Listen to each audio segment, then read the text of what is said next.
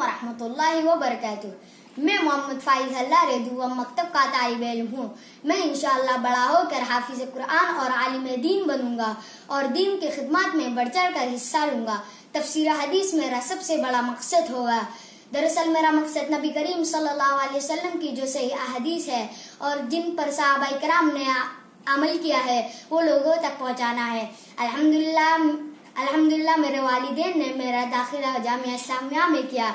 मैं इंशाअल्लाह आलिम बनकर सही अहदीस पर खुद भी अमल करूं और उम्मत मुस्लिमा का दाई बनूं। आप भी मेरे लिए दुआ करें कि मैं बड़ा होकर कि मैं अपने मकसद में कामयाब हो जाऊं। जज़ाकल्लाहु खैरन। अस्सलामु अलैकुम वरहमतुल्लाहि वबरकातुहू।